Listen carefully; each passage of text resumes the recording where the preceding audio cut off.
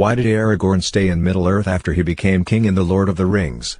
Have you ever wondered why Aragorn, the great hero of Middle-earth, never set sail to the Undying Lands? He fought for peace, he restored the throne, and yet, unlike Frodo and Gandalf, he never left. Was this fair? Or was there a deeper reason behind his decision? Today, we're going to uncover the truth behind Aragorn's fate and why he chose to stay behind.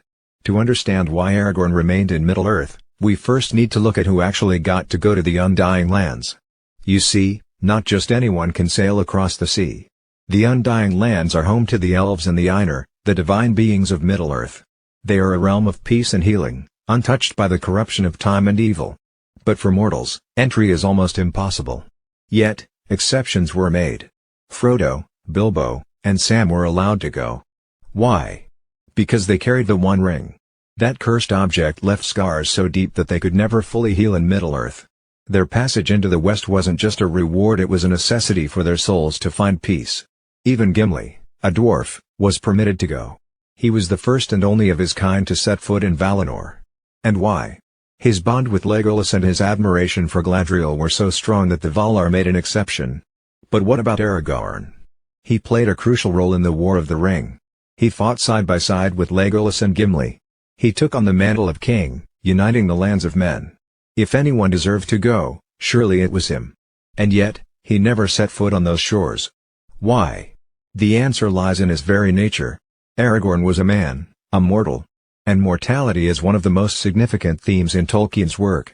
The elves are bound to the world until its very end, but men? They have a different fate, one even the wisest elves do not understand. When they die, their souls leave the world entirely. This is known as the gift of men, given to them by Eru Ilúvatar, the supreme creator. For Aragorn, this gift was not a curse. It was something he accepted fully.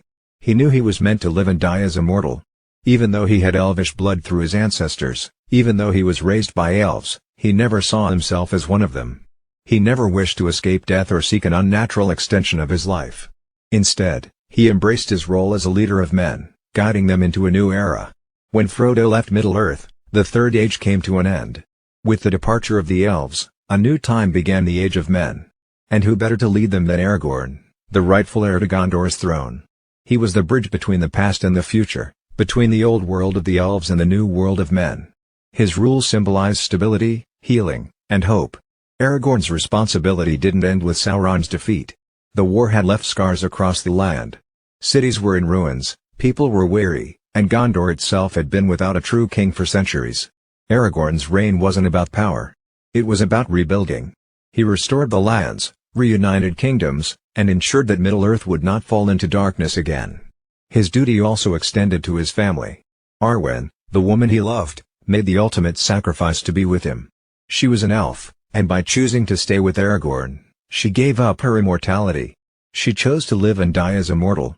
If Aragorn had abandoned Middle-earth and left for the Undying Lands, what would that mean for Arwen's choice? His presence, his leadership, and his love for her were part of what made her sacrifice meaningful. There's also the history of the Númenóreans to consider. Long ago, the people of Númenor, Aragorn's ancestors, grew proud and arrogant. They tried to claim immortality by invading the Undying Lands.